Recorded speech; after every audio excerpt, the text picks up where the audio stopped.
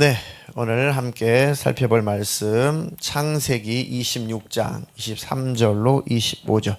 창세기 26장 23절로 25절 본문을 대독하겠습니다. 이삭이 거기서부터 브엘세발로 올라갔더니 그 밤에 여호와께서 그에게 나타나 이르시되 나는 내 아버지 아브라함의 하나님이니 두려워하지 말라. 내 종 아브라함을 위하여 내가 너와 함께 있어 내게 복을 주어 내 자손이 번성하게 하리라 하신지라. 이삭이 그곳에 제단을 쌓고 여호와의 이름을 부르며 거기 장막을 쳤더니 이삭의 종들이 거기서도 우물을 팠더라. 아멘. 아멘. 네. 창세기 26장 23절부터 25절까지 말씀을 중심으로 복이 자라나는 자리라는 제목으로 말씀 전하겠습니다. 네, 설교 제목 한 번만 같이 읽겠습니다. 시작. 복이 자라는 자리. 네. 자, 인생을 전반전과 후반전으로 나누는 기준은 뭘까요? 인생을 전반전과 후반전으로 나눈다면 그 기준은 뭘까요? 나이. 네. 그러면 몇 살까지가 전반전이고 몇 살 후부터는 후반전일까요? 몇 살을 기준으로 잡으면 좋을까요? 40이나 50? 100살을 기준으로? 네. 네, 뭐 그럴 수 있습니다. 네. 오늘은 그 이야기가 아니라 네. 인생을 전반전과 후반전으로 나누는 기준은 성경을 보니까 나이가 아니라 믿음이 자라나는 기간을 전반전이라 하고 믿음이 잘 자라나서 믿음의 열매가 나타나는 기간을 성경에서 보니까 후반전이라고 하더라고요. 이해가 되시나요? 네, 나이와 상관없이 믿음이 자라나고 있으면 아직 인생의 전반전을 살고 있는 것이고 하나님 쓰실 만큼 믿음이 자라나서 믿음 열매가 나타나고 있다면 인생의 후반전을 살고 있습니다. 네. 여러분 인생의 전반전을 살고 있나요? 후반전을 살고 있나요? 네. 성경의 인물들을 이렇게 가만히 보면 꼭 믿음이 자라나는 기간이 있어요. 네, 믿음이 잘 자라나는 기간이 있습니다. 근데 믿음이 자라나는 기간에 꼭 따라오는 것은 네, 아이고 이렇게 설교를 잘 알아두시다니. 맞습니다. 믿음이 자라나는 그 구간은 고난이 지나가는 구간이고 연단의 기간입니다. 네, 그러니까 잘 지나가야 돼요. 누구나 다 있습니다. 잘 견뎌내야 됩니다. 네. 그런데 이때가 가장 힘들어요. 이때 가장 힘들고 어렵습니다.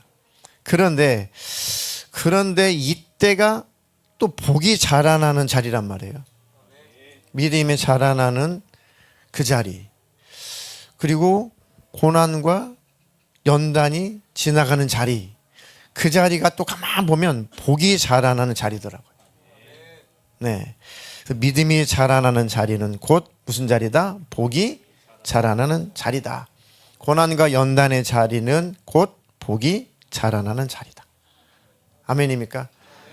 여러분에게 역경을 주고 여러분에게 위기를 주고 여러분에게 고난을 주는 사람들이 있죠? 네, 아멘이죠? 네, 그 구간을 잘 지나가 보십시오. 지금 하나님께서 복을 준비하고 복이 더 성숙하도록 자라나도록 하나님께서 역사하고 계시는 기간입니다. 네. 그 인생의 전반전을 믿음으로 잘 키우는 믿음을 잘 키우는 시간으로 잘 사용하신다면 이제 인생의 후반전은 그 믿음을 어떻게 선한 삶으로 선한 행실로 하나님의 영광을 나타내는 그 일로 살아갈 수 있을 것인가를 생각하십시오. 나는 인생의 후반전으로 하나님 돌입하게 하셨다. 그렇다면 인생의 후반전은 어떻게 선한 행실로 이어질 수 있을지 내 인생이 어떻게 하나님께서 영광 받으시는 어떻게 하면 하나님 주시는 은혜와 복을 다른 사람들에게 흘려보낼 수 있을지를 잘 생각하십시오. 그런 기가 막힌 멋진 인생의 후반전을 살아낼 수 있을 겁니다. 저도 여러분도 꼭 꼭 인생의 후반전을 그렇게 살기를 축복합니다. 인생의 후반전에 돌입하신 분들은 정말 축하합니다. 근데 아직도 인생의 전반전에서 전전긍긍 하시는 분이 계시다면 빨리 연단이 끝나고 인생의 후반전을 사시기를 주님의 이름으로 축복합니다. 인생의 후반전을 살지 못하고 인생의 후반전에 돌입하지도 못하고 그저 인생의 전반전만 살다가 세상 떠나는 그리스도인들이 많을까요, 적을까요? 아주 많죠, 아주 많죠. 이렇다 할 만한 인생의 후반전을 하나님께 영광 돌리고 그 열매 맺는 삶을 살지 못하고 그저 천국 가냐 지옥 가냐 그냥 거기에서만 왔다 갔다 머물다가 후반전에 꽃도 피우지 못하고 세상 떠나는 그리스도인들이 너무 많다는 거죠. 근데 우리 교회 하늘빛 사랑교회 성도들은 절대 그럴 일이 없을 거다. 아멘이시죠? 이제 인생의 전반전을 모두 다 이제 끝마치고 후반전을 다 살아가기를 주님의 이름으로 축복합니다. 네. 그래서 하나님께 주신 그 복, 하나님 주신 은혜, 그 은혜를 잘 흘려보내는 복의 통로가 되기를 축복합니다. 네. 성경에서 말하는 복, 성경에서 복의 의미는 뭐라고 말씀드렸죠? 아주 많이 말씀드렸는데요. 네, 우리 지훈 청년이 잘 정답을 말해줬습니다. 성경에서 말하는 복은 하나님과 친밀한 관계를 복이라고 합니다. 네, 진짜 그게 복으로 여기지나요? 진짜 그게 복인가요? 그것을 깨달았다면 여러분들이 인생 후반전에 돌입한 거예요. 아직 못 깨달았다면, 아직도 못 깨달았다면 인생의 전반전에 머물러 있는 겁니다. 네. 우리 권주일 형제는 인생의 후반전을 사시기를 주님을 축복합니다. 네. 하나님께서 그런 기회를 지금 마련하고 계시는 겁니다. 네. 자, 하나님과 친밀한 관계가 성경적인 복의 개념이구나. 그럼 그것은 뭘까? 하나님과 친밀한 관계. 너무 추상적인데요. 너무 마음에 와닿지 않는데요. 자, 하나님과 친밀한 관계 안에 있다면 하나님으로부터 생명이 부어지는 것이죠. 생명이 공급되는 거죠. 하나님과 붙어 있다면, 하나님과 친밀한 관계로 연결되어 있다면 당연히 하나님의 생명이 공급되죠. 하나님의 은혜가 흘러 들어오죠. 네, 그것까지가 복입니다. 그러니까 하나님께서 주시는 영혼육의 은혜를 누리는 것, 이게 복입니다. 그럼 선행되어야 될 것은 하나님과 친밀한 관계여야죠. 하나님과 친밀한 관계. 자, 그리고 거기서 멈추는 것이 아니라 성경 보니까 복의 개념은 하나님과 친밀한 관계, 하나님과 친밀한 관계 속에서 하나님께 주시는 모든 것, 모든 은혜를 누리는 것, 거기에서 끝나는 것이 아니고 성경에서 말하는 복은 그 은혜를 흘려보내는 것까지가 복이더라고요. 그러면 결국 복은 흐르는 개념이에요. 내가 시간을 많이 소유했어요. 그건 복이 아닙니다. 시간을 잘 쓰는 게 복이에요. 내가 돈을 많이 소유했어요. 소유는 복이 아니에요. 그 소유를 잘 흘려보내고 잘 쓰는 게 복이란 말이에요.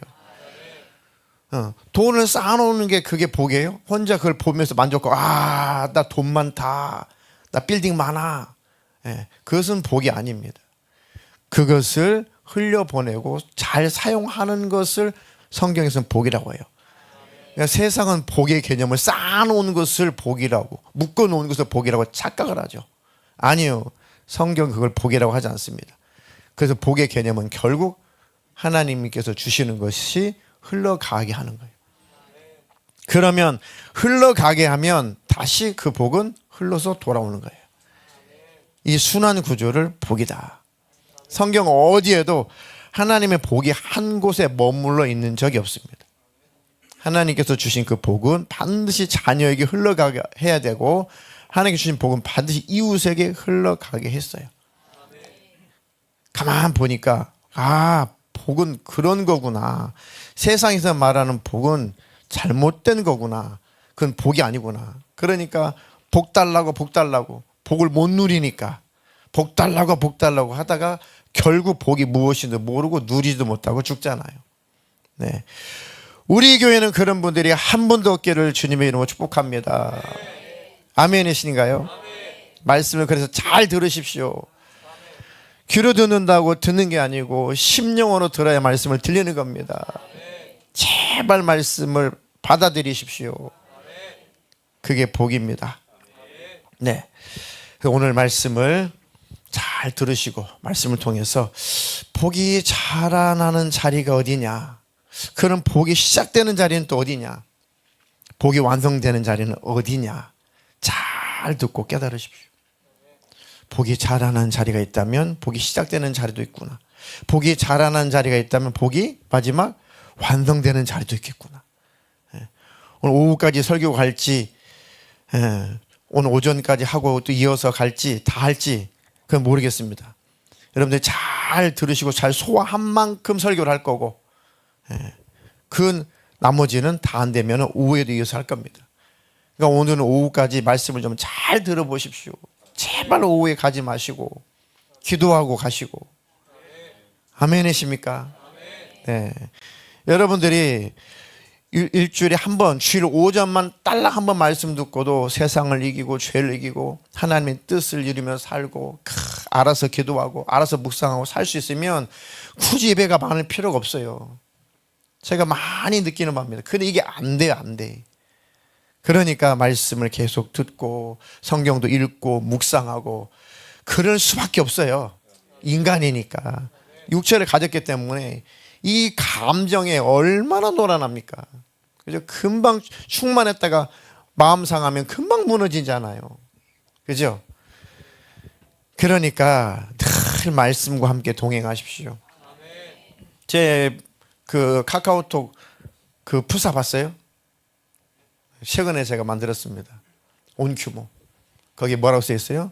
말씀 동행. 말씀과 동행하는 수밖에 없다. 나는 나를 믿을 수 없다. 말씀과 함께 사는 수밖에 없다. 나는 절대 내 결심을 믿을 수 없다. 늘 부어주시는 말씀의 힘으로 사는 것뿐이다. 그게 결론이었습니다. 네. 자, 지금 대독해신 본문의 사건은 누구에 관한 사건이죠? 이삭에 관한 사건의 기록입니다. 네. 자, 금요일 설교를 잘 들으신 분들은 잘 이어서 들으시면 더 잘 이해가 되실 것이고, 안 들으시는 분들은 더 집중해서 잘 들으십시오.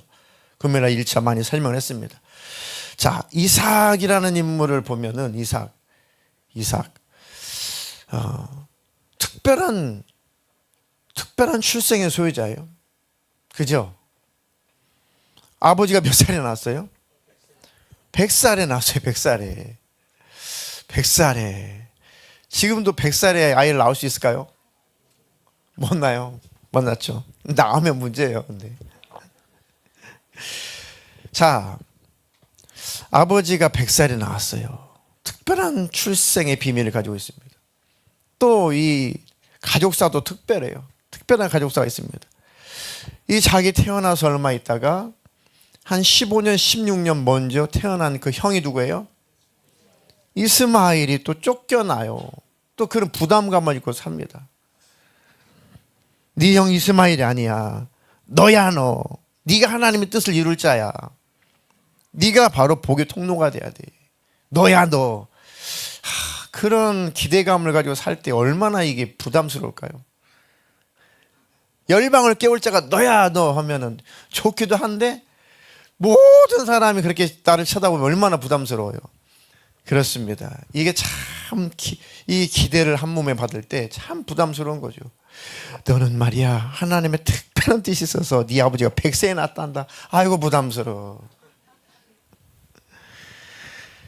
그런데 결혼하기도 전에 참 자기를 제일 위해주고 이뻐해주고 했던 엄마가 돌아가셨어요.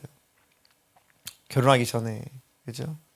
결혼하고 나서 돌아가셔서도 참 서글픈데 결혼하기 전에 의지했던 엄마가 돌아가셨어요. 너무 힘들었죠. 그래서 아버지가 잘 짝을 찾아 주셔가지고 참 아리따운 아내를, 믿음 좋은 아내를 잘 얻게 되었습니다. 그런데 웬일이야, 이 집안은 불임이 전통인가. 아내가 아기를 못 낳네.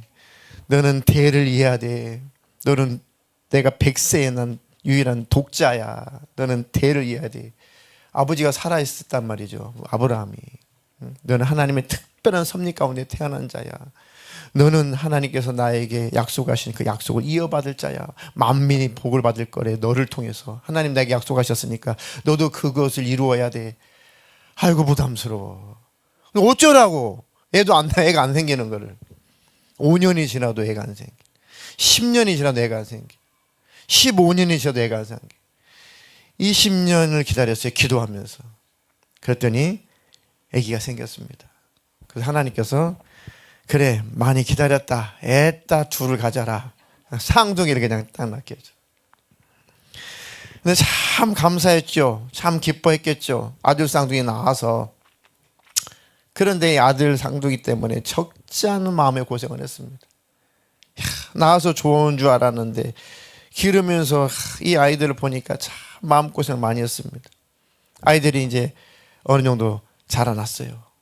웬걸 식솔일이 많이 늘어났습니다. 그런데 살지 못할 만큼 그 땅에 흉년이 들었어요. 아니 하나님께서 있으라는 곳에 있었는데 흉년이 왜 드냐고.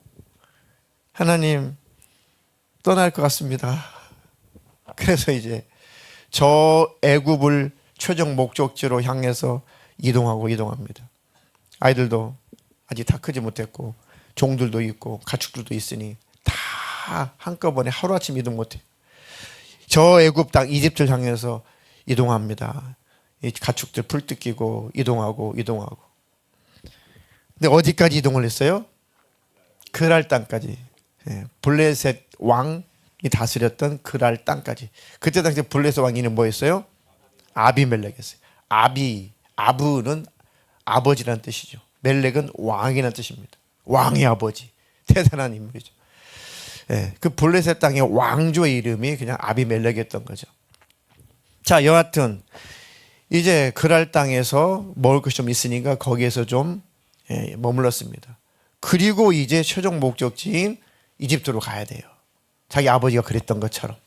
이집트는 이제 가끔 나일강이 범람을 해서 아주 비옥한 땅입니다. 흉년이 없는 땅이에요. 늘 풍작을 이루는 땅입니다. 그 주변이.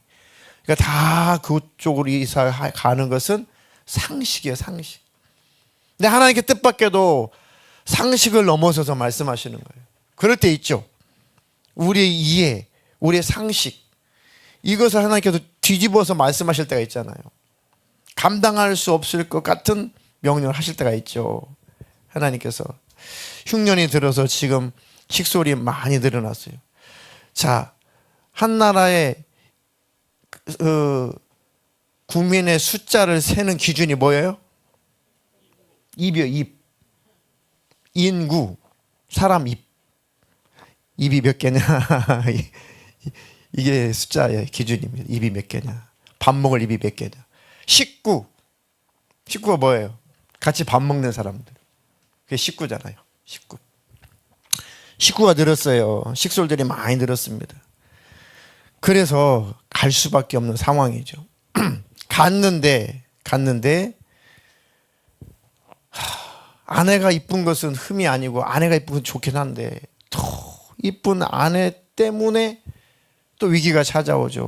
자기가 아직은 일도 안 일어났는데 불안해요. 두려워요.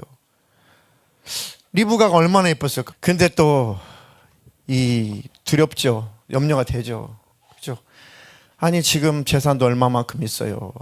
아내까지 이뻐요. 남의 땅이에요. 이거 불안하죠. 두렵죠. 덜덜덜 떨죠. 그래서 막 물어봐. 야 이삭 너 어디서 왔어? 나 저기 가나안 저쪽 땅에서 왔어. 그래? 근데 네가 데려온 이 여자는 누구야? 이 여자. 이삭 이 여자 누구야?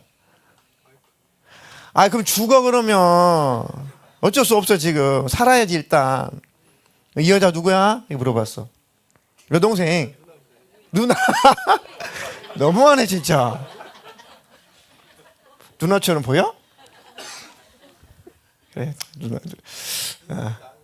누나가 좀 나아? 누나 그래 알았어. 누나 그래 애기네 애기. 누난데요. 아 그래? 그러면은 얼마나 많은 사람들이 호시탐탐 노렸을까 보니까 짝이 없는 것 같으니까 얼마나 두려워요. 얼마나 두렵습니까? 그런데 그것도 잠시 잠깐 두려워 떨고 힘들어서 죽겠는데 그것도 그나마 잠시 잠깐 거짓말이 들통나죠. 그죠? 필이면 아비멜렉이 납치 안 자다 일어나가지고 창밖을 쳐다보이는데 하필은 그 타임에 둘이 껴안고 있냐고 들켜가지고 그 아비멜렉한테 신문을 나가죠. 막 혼나죠. 왜 네 아내구만, 네 여동생이라고, 네 누나라고 왜 그렇게 거짓말 쳤냐. 나나 자기도 포함됐을 거예요. 우리 백성들이 네 아내를 건드려서 큰 죄를 범할 뻔했다. 그죠? 그런 얘기가 있죠. 아이고 이삭은 들켰구나. 아이고 이제 끝장이구나. 다 뺏기고 나는 죽겠구나 했을 텐데 하나님께서 그저 이삭이 순종했다는 그 이유 하나만으로 그 연약함을 다 덮어주고 더 안전하게 해주시고 안심하게 해줬어요. 자, 금요일날 제가 설교했어요. 왜 굳이 그 시간에 그 타이밍에 아비멜렉의 눈에 그 이삭과 그 리브가가 애정 행각이 그 아비멜렉의 눈에 띄게 만들었는가? 하나님은 왜 하나님은 들춰냈는가? 왜 고발하셨는가? 누가 그랬어요? 샬롬의 복을 누리라고요. 그죠? 막 거짓말했어요. 들킬까봐 사는 게 사는 거예요. 제대로 한번 같이 만나지도 못하고 남남인 그냥 이렇게 누나처럼 돼야 되고 그게 사는 게 사는 거냐고요. 그리고 또 언제 들통날지 모르죠. 그러면 누나라고 속였으니 언제 또 자기 죽이고 뺏어갈지도 모르고 오히려 있는 재산 다 끌어갈지도 모르고 그런 상황이잖아요. 하나님 그 보셨을 때 하나님이 막 기뻤겠어요? 하나님 만족하셨겠냐고요. 왜요? 하나님이 너 애굽 땅으로 가려고 하는 거지? 아니야, 그 땅까지 가면 안 돼. 여기가 마지노선이야. 여기가 내가 너희 아버지 아브라함에게 약속한 땅이 여기까지야. 블레셋 땅, 그랄 땅. 여기를 벗어나면 안 돼. 거기 벗어나면 약속의 땅이 아니야. 스톱! 여기서 넘어서지 마. 여기에서 기다려. 하나님께 말씀하셨잖아요. 약속하셨잖아요. 그럼 하나님이 약속하셨으면 하나님 책임져야 될 거 아니에요. 늘 불안에 떨고 사는 게 하나님께서 기뻐하신 삶이겠냐고요. 그래서 하나님께서 이미 아비멜렉의 마음을 꽉 붙잡았어요. 너 네 부왕 아비멜렉 부왕이 그 사건 알지? 네 아버지 아브라함 네 엄마 사례를 그 아브라함의 아내 사례를 건드리면 죽인다는 거. 그 내용들 다 이삭은 들어서 알았을 거라고요. 그래서 아비멜렉도 다음 이은 그 아들 아비멜렉도 그 소식을 알고 그 사건을 아니까 건드리질 않는 거예요. 두려운 거죠. 하나님이 다 모든 장치를 다 해놨어요. 그런데 이삭은 지금 마음이 무너져 있습니다. 그냥 두려워요. 그죠? 하나님이 잘 안 보여요. 그러니까 하나님께서 안 되겠다 그래가지고 확 들춰낸 겁니다. 이삭은 죽었다 했는데 놀랍게도 하나님이 아비멜렉의 입술을 통해서 뭐라고 선포해요? 자기 백성들에게 누구든지 이 사람과 이 아내를 건드리면 다 죽인다. 아주 털끝 하나 건드리지 마라. 털끝 하나 건드리면 그때는 다 죽인다. 라고 하나님이 아비멜렉 입술을 통해서 안전, 치안을 보장해 주신 거예요. 그때 얼마나 이삭이 감사했을까. 하나님, 저는 찌질이처럼 살았지만 쪼다처럼 쫄보처럼 살았는데 하나님이 저 연약함 이렇게도 감춰주시고 이렇게도 나를 불쌍히 여기시는군요. 얼마나 이제 마음 놓고 살았겠냐고요. 하나님 안에서는 샬롬이 있는 겁니다. 네, 가만 보니까 그렇구나. 하나님의 복이 시작되는 자리는 그래서 무슨 자리? 어느 자리부터 하나님의 복은 시작돼요? 순종의 자리부터. 애굽으로 넘어가지 마. 여기 넘어가면 안 돼.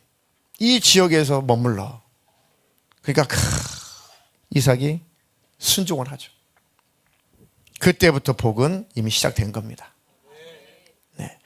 자, 창세기 26장 1절로 2절 볼까요? 아브라함 때에 첫 흉년이 들었더니 그 땅에 또 흉년이 들매 이삭이 그랄로 가서 블레셋 왕 아비멜렉에게 이르렀더니 네, 2절. 여호와께서 이삭에게 나타나 이르시되 애굽으로 내려가지 말고 내가 내게 지시하는 땅에 거주하라. 네. 그렇죠. 흉년이 들었어요. 그래서 지금 이집트를 향해서 가야 돼요. 잠깐 먹을 것이 있는 그랄에 머물렀어요. 이제 그랄에서 이집트로 또 이동할 참이에요. 근데 하나님께서 스톱! 정지! 여기까지는 내가 인정해 줄게. 여기까지는 내가 약속의 땅이기 때문에 여기까지 이동한 것까지는 내가 뭘 안 할게. 그런데 약속의 땅을 벗어나지 마 하면서 식솔들을 거느리고 이집트로 가려고 했던 이삭을 하나님께서 딱 멈추신 거죠.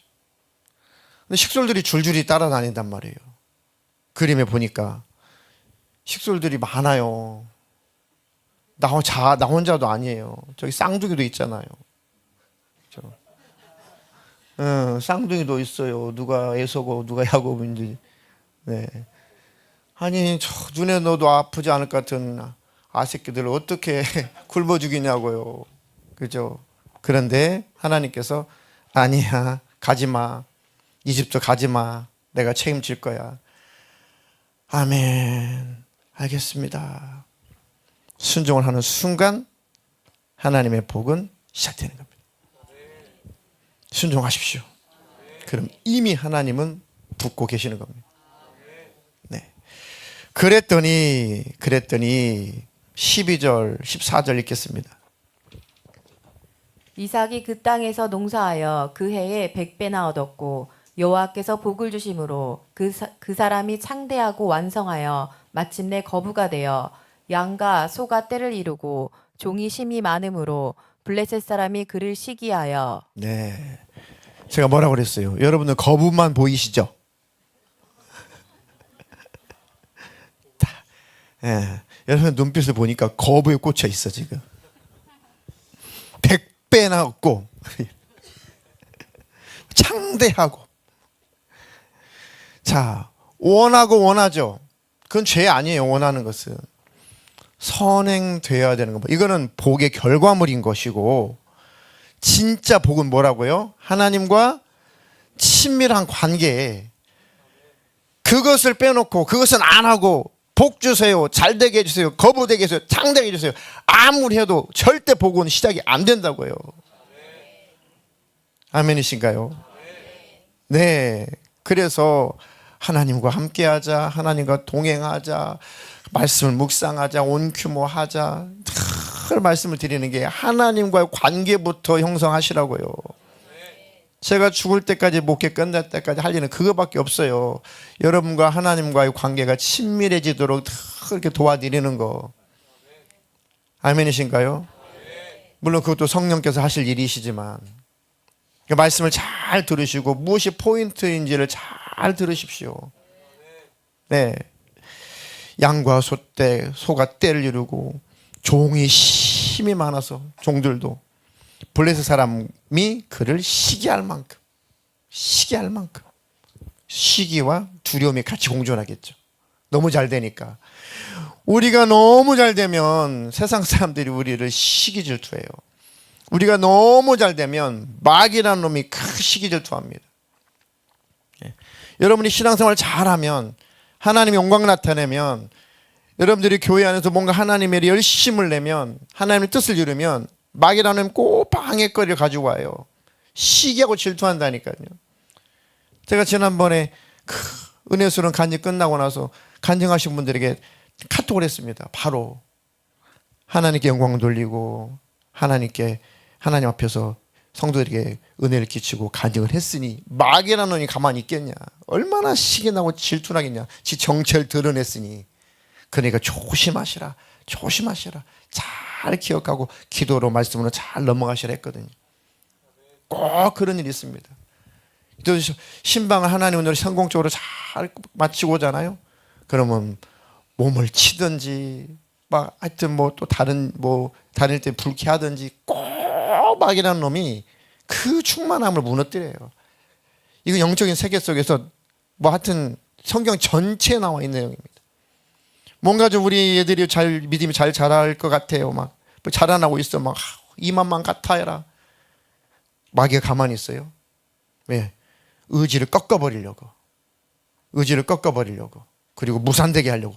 다시 도루묵되게 하려고. 또 역사를 일으킵니다. 이때 조심하셔야 돼요. 이때 잘 기도로 넘어가야 됩니다. 이때 분내면 안 돼요. 이때 혈기내면 안 됩니다. 소나기는 피해야 돼, 피해야 돼. 소나기는 아무리 좋은 산을 해도 다 젖어요. 소나기는 일단 피해야 돼요. 아셨습니까? 지혜를 구하십시오. 네. 그래서 계속 못 사게 굽니다. 이삭을. 또 못 사게. 야, 안 되겠어. 내가 생각해 보니까 너는 우리가 같이 못 살 것 같아. 너는 좀 떠나줬으면 좋겠어. 쫓아내버리죠. 추방을 해버립니다. 하나님, 이게 뭡니까? 농사터, 많은 식솔들, 그리고 많은 나뿐만 아니라 내 종들과 그 가족들도 있고 많은 가축들을 거느리고 있는데 이 자리에서 떠나서 다시 흉년의 땅으로 가면 어떡합니까? 쫓겨나요. 근데 갈 수밖에 없어요. 이집트로는 가지 말라고 하지. 다시 또 아비멜렉은 자기 땅에서 나가러 가지. 우리 김현님 집사님 같으면 어떻게 할까요? 하나님 말씀에 순종하겠죠. 아, 그럼요. 아멘이죠. 네. 이때 인내하는 믿음이 필요합니다. 그래, 인내해보자. 하나님께서 말씀하셨으니까 한번 순종해보자. 한번 인내함으로 말씀을 한번 지켜보자. 이제는 복이 자라나기 시작합니다. 복이 자라나는 자리는 그래서 인내하는 자리입니다. 인내하는 자리가 복이 자라나는 자리예요. 위기 속에서 하나님께서 우리의 믿음을 키우고 계십니다. 고난 속에서 하나님께서 그 인내를 자라나게 하시고 복도 자라나게 하십니다. 15절 16절 한번 읽어주세요. 그 아버지 아브라함 때에 그 아버지의 종들이 판 모든 우물을 막고 흙으로 메었더라. 아비멜렉이 이삭에게 이르되 내가 우리보다 크게 강성한즉 우리를 떠나라. 네, 아브라함 때 팠던 우물을 싹 다 메꿔버려요. 우물을 메웠다는 것은 생존의 문제예요. 생존의 문제. 그죠? 물을 못 먹는 것은 재산상의 문제보다도 생존의 문제잖아요. 어떡하라고. 다 메워버렸어. 세력을 약화시키고 더 잘 되면 안 돼. 너 더 복받으면 안 돼. 더 잘 되면 안 돼. 그 우물을 싹 메우면 떠나. 다시는 오지 마. 추방을 해버리죠. 이렇게 우리가 잘 되면 잘 될수록 마귀라는 놈은 이렇게 우리를 방해한다니까요. 사람을 통해서, 환경을 통해서. 근데 끝까지 이삭은 하나님을 바라봅니다. 인내합니다. 하나님 연단하고 계시는 거죠. 네, 그래서 성경 내용을 압축하면, 그림으로 압축해서 표현하면 이삭이 이동을 합니다. 자, 그랄 골짜기에서 그나마 좀 먹고 살만했는데 쫓겨나요. 이동했으면 어디로 이동해요? 에색. 에색은 뭔 뜻이에요? 싸우다. 거기서 다투다. 또 거기서 막 이 우물은 우리 거야. 꺼져. 그래가지고 거기서 진짜 참고 또 이동합니다. 어디로 이동해요? 신나는 뭔 뜻이에요? 대적하다. 대적자. 사탄과 같은 어원을 가지고 있습니다. 사탄과 신나. 대적하다. 거기서 심히 대적해요. 또 참아요. 그리고 싸우지 않고 다투지 않고 다시 또 이동을 합니다. 어디까지 또 이동해요? 더 멀리 르호봇으로 이동을 합니다. 그 정도 멀리 좀 떨어지니까 거기가 25km 이상 돼요. 한 30km. 그러니까 이쯤이면은 요거 말라 죽든지 요거 굶어 죽든지, 그러니까 더 이상 간섭을 안 해요. 아비멜렉이 쫓아오지 않습니다. 그런데 이삭은 이렇게 고백을 합니다. 하나님께서 넓게 해주셨다. 하나님께서 이제는 마음껏 번성하라고 하나님께서 이곳에서 자리를 잡게 하셨다. 근데 아무것도 없어요, 그곳에. 근데 이삭은 그렇게 믿음이 자라나고 있는 겁니다. 그런데 기가 막히게 하나님이 그곳에서 잘 되게 하셔요. 잘 되게 하십니다. 자, 22절 읽었나요? 22절. 이삭이 거기서 옮겨 다른 우물을 팠더니 그들이 다투지 아니하였으므로 그 이름을 르호봇이라 하여 이르되 이제는 여호와께서 우리를 위하여 넓게 하셨으니 이 땅에서 우리가 번성하리로라 하였더라. 아멘. 이제 하나님께서 우리 땅을 이렇게 넓혀줬으니까, 우리 지경을 넓혀줬으니까 여기서 이제 번성할 거다. 이제는 잘 될 거다. 그러면서 열심히 거기에서 일을 하고 열심히 그 터전을 잘 닦아갑니다. 잘 됐어요. 하나님 은혜 주셔서 잘 됐습니다. 그런데 이삭이 생각하기를 뭔가 허전해요. 땅에서는 잘 되고 있어요. 근데 뭔가 마음이 허전해. 자, 복의 개념 뭐라고요? 하나님과 친밀한 관계. 하나님과 친밀한 관계. 뭔가 지금 한켠에 뭔가 텅 비어있는 게 있어요. 내가 땅에서는 잘 되고 있는데 뭐가 빠졌지 했는데 자기 삶에 하나님이 중심이 아닌 거예요. 하나님이 빠진 거예요, 지금. 그래서 굳이 더 먼 곳으로 이삭은 이동을 합니다. 굳이 살만한 곳인데도 아니야, 이건 아니야 하면서 이삭이 이동을 해요. 어디로 이동했을까요? 브엘세바로 이동하죠. 여기서 잘 들으셔야 돼요. 여기서 23절 다 같이 한번 읽어볼까요? 시작. 이삭이 거기서부터 브엘세바로 올라갔더니. 네, 브엘세바는 많이 나옵니다, 성경에. 자, 브엘세바는 무슨 뜻이에요? 자, 브엘은 우물이라는 뜻이에요. 우물. 브엘라 헤로이 뭐 이런처럼 브엘은 우물이라는 뜻인데 세바는 뭔 뜻일까요? 맹세하다. 또 기가 막히게 세바는 7이라는 뜻이에요. 7. 숫자 7. 맹세의 우물, 완전한 맹세의 우물. 7은 완전 숫자거든요. 7의 우물, 완전한 우물 이런 뜻입니다. 근데 그것이 우물의 이름을 지나서 그 지역의 이름이 돼요. 그 우물이 있는, 브엘세바는 우물이 있는 그 전체 지역의 지명이 돼요. 브엘세바가. 자, 브엘세바는 하나님의 완전하신 공급이 있는 곳. 하나님의 언약이 깨지지 않는 곳. 생명의 근원, 우물은 생명의 근원이니까 생명의 근원이신 하나님이 임재하시는 곳. 그곳으로 가야지. 왜 이런 근거가 있어요?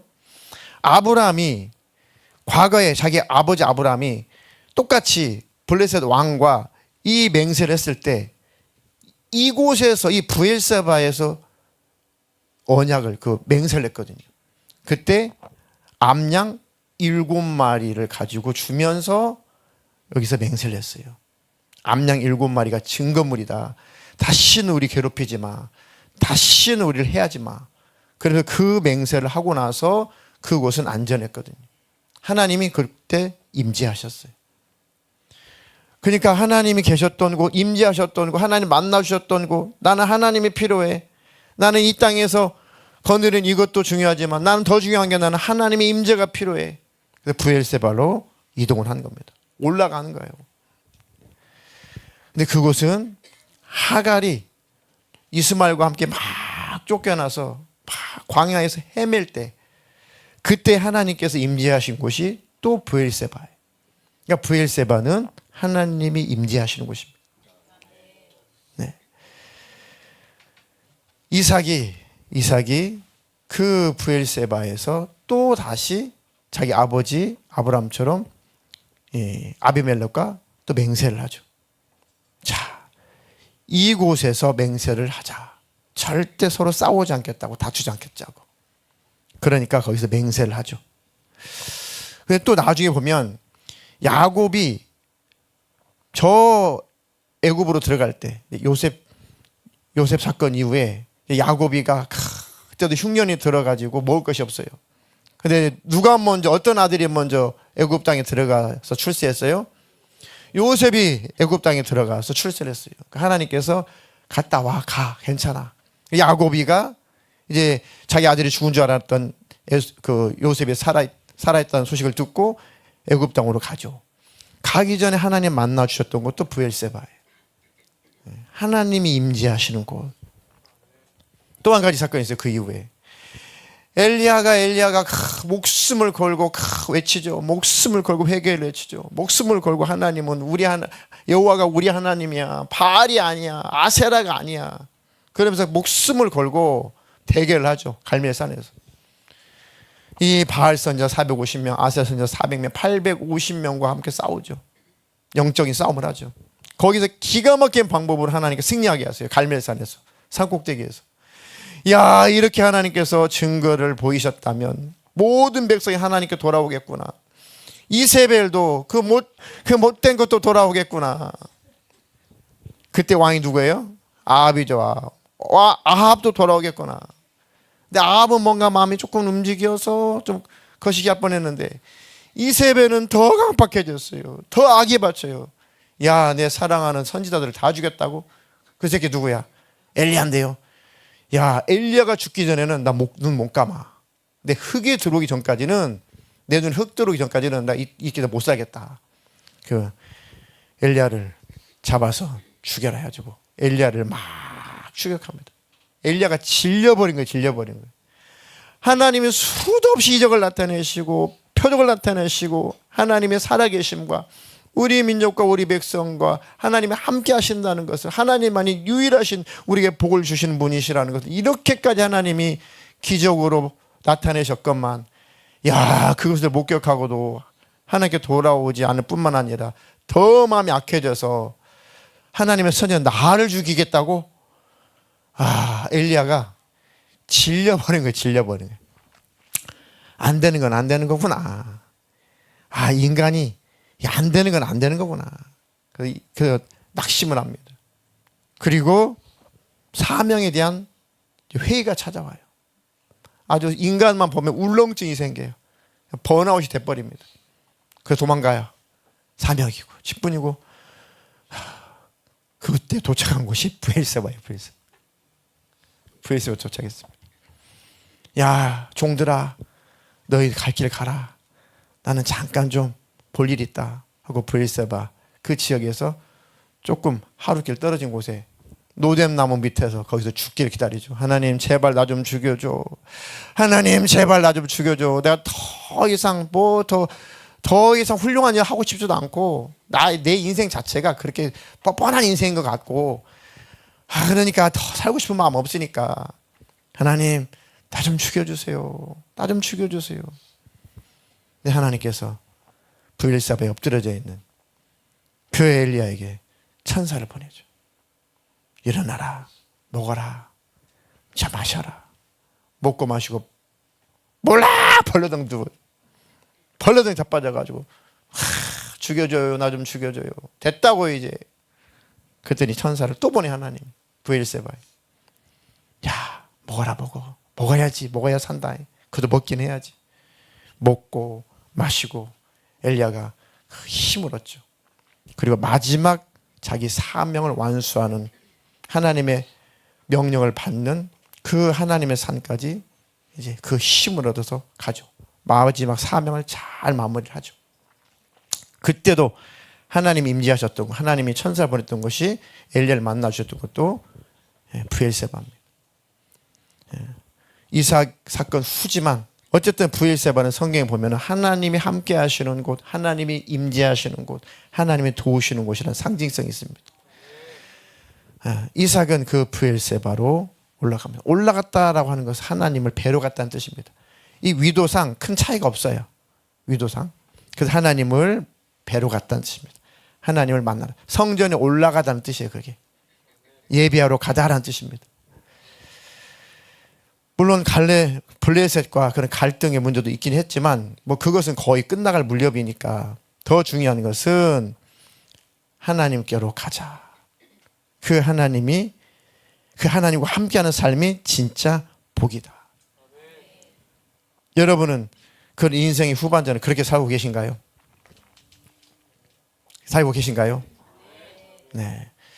이삭이 열심을 내어서 터전 읽었습니다. 열심히 터전 읽어서 열심히 재산을 잘 소유했습니다. 내가 열심을 내어서, 내가 노력해서, 내가 열심히 싸워서 얻은 이 모든 소유, 이것은 온전한 복이 아니다. 아니야. 이것을 내려놓고 이것은 진짜 복이 아니야. 하나님과 함께하는 것이 복이야. 그래서 브엘세바로 올라갔다. 하나님께 성전에 올라갔다 할 때 그 단어입니다. 하나님을 예배하러 간 거예요. 하나님을 만나러 간 겁니다. 하나님께서 우리 아버지를 만나 주셨던 곳, 우리 아버지에게 언약을 하셨던 것, 약속하셨던 곳, 그래. 그 신앙의 결단을 했던 그곳, 나도 다시 그곳에서 신앙의 결단을 하자. 진짜 이제는 하나님으로 살겠다고, 하나님과 함께 살겠다고, 하나님을 떠나지 않겠다고, 어떤 상황과 형편 속에서도 하나님을 놓치지 않겠다고 브엘세바로 가자. 하나님을 예배하러 가자. 갔습니다. 브엘세바로 가는 그날 밤에 하나님께서 나타나시. 그날 하나님 임재를 하십니다. 그 밤에 24절 다 같이 한번 읽어볼까요? 시작. 그 밤에 여호와께서 그에게 나타나 이르시되 나는 내 아버지 아브라함의 하나님이니 두려워하지 말라. 내 종 아브라함을 위하여 내가 너와 함께 있어 내게 복을 주어 내 자손이 번성하게 하리라 하신지라. 이 약속을 자기 아버지 아브라함에게도 그 자리에서 했거든요. 그러니까 네가 나를 찾아왔구나. 너와 나와의 관계가 최고의 복이라는 것을 네가 드디어 깨달았구나. 너는 인생의 전반전은 이제는 끝났다. 이제는 인생의 후반전을 살아보자. 그 하나님께 바로 이삭이 예배를 올려드립니다. 25절도 다 같이 시작. 그곳에 제단을 쌓고 여호와의 이름을 부르며 거기 장막을 쳤더니 이삭의 종들이 거기서도 우물을 받더라. 네. 예배하는 자리, 복이 시작되는 곳이기도 하지만 예배하는 그 자리가 복이 완성되는 자리입니다. 그래서 제가 복의 개념을 처음부터 그래서 말씀드린 거예요. 진짜 복이 뭐냐? 하나님과 함께하는 게 복이다. 지금 이삭은 하나님과 만났습니다. 하나님 임재를 경험했습니다. 그리고 하나님과 함께 삶을 살겠다고 예배하며 살아요. 하나님을 예배하는 삶, 이건 복이 완성된 거예요. 아멘입니까? 예배하는 삶이 복이 완성되는 자리구나. 하나님은 그 자리에서 이삭을 기다리셨구나. 얼마나 기다리셨을까? 여기까지 이삭이 하나님 앞에 그 관계 안에 오기까지 얼마나 하나님이 기다렸었을까? 하나님이 얼마나 고대하셨을까? 그래, 힘들고 어려웠지. 그런데 드디어 네가 깨닫고 네가 나에게 왔구나. 내가 강요하지 않고, 내가 너를 강요하지 않고, 네가 선택할 수 있는 권리를 내가 회수하지 않았는데 네가 깨닫고 내게로 왔구나. 하나님이 그 관계를 얼마나 기다렸었을까? 하나님과 친밀한 그 교제의 자리로 오기를 얼마나 하나님이 기다렸을까? 하나님 우리도 그것을 기다리시는 겁니다. 하나님이 우리에게 그걸 기다리시는 겁니다. 연단도 있고 고난도 있고 위기도 찾아오고 그걸 통해서라도 하나님 앞에 돌아오기를 바라고 그때 하나님을 믿고 신뢰함으로 말미암아 하나님을 더 알게 되고 아담 때부터 지금까지 우리 모두는 하나님이 그 자리에서 기다려요. 하나님이 아니면 안 되는 거군요. 하나님이 바로 복이신 거군요. 하나님과 함께하는 것이 진짜 행복이군요. 내가 가지고 있는 소유는 복의 결과물이지 이건 복 자체가 아니군요. 하나님과 친밀하게 교제하며 사는 삶이 이 샬롬의 복이 진짜 복이군요. 이 관계 안에 들어오기를 하나님 얼마나 기다리고 계실까? 지금도 이 관계 안에 못 들어오신 분들 우리 교회에도 있단 말입니다. 여럿이 있단 말입니다. 이게 속이 터지고 답답합니다. 이게 무슨 뜻인지도 모르는 분이 있단 말입니다. 무슨 뜻인지 모르겠는데요. 기도하십시오. 기도하십시오. 제 설교가 부족하고 제 표현력이 부족해서 저도 한인데 기도하십시오. 하나님, 저게 뭔 뜻일까요? 저게 무슨 말일까요? 저게 뭔 그게 복이라는 것이 뭘까요? 알긴 알겠는데 와닿지 않는데요. 하나님과 친밀한 관계가 복이라고요? 아이고, 뭔 말인지는 알겠지만 나는 와닿지 않는데요. 하나님과 떨어져 있는 거예요. 하나님과 분리되어 있어서 그렇습니다. 하나님과 하나로 붙어 있으면은 이거구나, 이게 복이구나, 이게 행복이구나. 하나님은 그 자리에서 기다리고 계시는구나. 하나님께 돌아올 때 비로소 하나님과 내가 멀어졌다는 것을 깨달을 겁니다. 하나님 만난 순간 내가 하나님과 함께 있는 줄 알았더니 하나님과 떨어져서 살았구나. 떨어져서 살고 있는데 떨어져서 사는 걸 몰라요. 그때는 돌아올 때 비로소 뒤를 돌아보면 내가 믿는 줄 알았는데 안 믿었구나. 하나님 섬긴 줄 알았더니 섬기지 않았구나. 하나님과 함께하는 줄 알았더니 함께하는 게 아니었구나. 예배당에 와 있어 하나님을 예배하고 하나님과 함께하는 줄 알았더니 아니었구나. 하나님을 만날 때 깨달아져요. 그 자리에서 얼마나 하나님은 애타게 기다리실까. 이해가 되십니까? 그게 복인 것입니다. 복이 시작되는 자리는 어떤 자리라고요? 먼저 순종의 자리다. 말씀과 현실이 충돌할 때 그때 순종이 필요한 거예요. 그때 비로소 순종이 필요합니다. 그때 복은 시작됩니다. 복이 자라나는 자리는요, 인내하는 자리. 위기 속에서도 하나님의 말씀을 믿고 한번 참아보자. 싸울 수 있고 다툴 수 있는데 한번 견뎌보자. 죄를 짓지 말고 한번 견뎌보자. 그 인내하는 자리가 복이 자라난 자리입니다. 결국 그 모든 자리를 다 지나고 나면 복이 완성된 자리에 도착해요. 그 자리가 어디예요? 예배하는 자리, 하나님 앞에 서는 자리입니다. 예배당에 오는 자리일 수 있지만 더 깊은 의미로는 내 삶을 하나님 앞에서 사는 것, 하나님과 함께 사는 것, 그것이 바로 코람데오 정신이잖아요. 코람데오, 하나님 안에 하나님 앞에서 사는 것, 이게 복이구나, 이게 행복이구나. 여기까지 도착해서 거기서 산다면 복은 완성된 겁니다. 천국이 바로 복이 완성된 곳이거든요. 하나님과 함께 사는 곳이 천국입니다. 그럼 이 땅에서 육신을 가지고 살지만 하나님과 함께 산다면 완성된 복을 누리는 거죠. 그 자리까지 오기를 하나님께서 기다리시는 겁니다. 그래서 역경도 위기도 허락하시는 겁니다. 네. 자, 이제 마무리하겠습니다. 인생이라는 것이 여러분들이 원하는 대로 막 기대하는 대로 그게 돼요? 인생이 기대하는 대로 되냐고요? 안 되죠. 인생이 기대하는 대로 안 돼요. 인생이 기대하는 대로 된다면 참 좋겠지만 그렇지 않습니다. 그럴 일은 없습니다. 그런데 인생이 마냥 기대하는 대로 원하는 대로만 되면 또 문제예요. 왜 그런지 아세요? 그건 인생이 아니에요. 그것은 짜여진 프로그램이에요. 그것은. 짜야 하는 프로그램, 로봇이에요. 로봇은 짜여진 프로그램에 의해서 운영이 되죠. 우리 인생은 하나님께서 로봇처럼 만들지 않았습니다. 내가 바라는 대로 원하는 대 기대하는 대로 되어진다면 이것은 인생이 아니고 이것은 로봇의 프로그램. 하나님과 인격적인 교제가 일어날 수가 없습니다. 그것은 인격적인 교제가 일어나지 않아요. 하나님을 찾지도 않습니다. 그래서 하나님 우리 인생을 프로그램화하지 않았어요. 하나님 우리를 프로그램화하지 않았어요. 우리의 선택을 따라 하나님은 일하시는 거예요. 다듬고 고치고 만들고 하면서 하나님을 알게 하시는 거고, 믿음이 뭔지, 신앙이 뭔지, 인내가 뭔지, 복의 근원이 무엇인지, 진짜 신앙생활이 무엇인지, 구원이 무엇인지 하나님께서 우리를 만들어 가시는 과정입니다. 이삭의 인생이 그랬어요. 이삭의 삶이 그랬습니다. 100세, 아버지가 100세에 낳았어요. 모든 기대를 한 몸에 받고 자랐습니다. 근데 인생 자체는 너무 힘들었어요. 너무 고난 연속에 너무 불안했어요. 너무 염려가 많고 너무 두려웠습니다. 그 속에서 하나님께서 이삭을 잘 자라나게 하신 겁니다. 우리의 삶도 그렇습니다. 그래서 복이 임하는 그 삶의 자리에서 인생을 잘 살아가야 돼요. 아멘이신가요? 고난의 자리가 하나님의 나를 가장 잘 만들어가는 자리예요.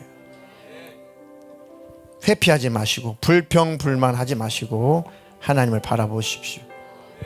인내의 자리가 복이 자라나는 자리다. 하나님 여러분들을 응원하고 계십니다. 네, 특별히 우리 여자 성도님도 그렇지만 특별히 요즘 남자 성도님들을 정말 하나님이 응원하고 계십니다. 정말 응원하고 계십니다. 힘을 내십시오. 반드시 여러분들은 멋진 인생의 후반전을 살아가게 될 겁니다. 인생의 후반전이 반드시 찾아올 겁니다. 한번 믿어보십시오. 한번 신뢰해 보십시오. 우리는 연약하지만 이삭의 사건을 보니까 하나님께서 만들어 가시니까 하나님 안에만 거하면 돼요. 넘어져도 교회 안으로 넘어지고 엎어져도 교회 안으로 엎어지십시오. 그 정도만 해도 하나님은 결국 우리를 해피엔딩으로 마감 짓게 하십니다. 고난이 찾아올 수 있습니다. 위기가 찾아올 수 있습니다. 불평, 불만, 원망의 에너지를 기도한 에너지로 써버리십시오. 그러면 하나님께서 멋지게 인생 후반전을 찾아오게 하실 겁니다.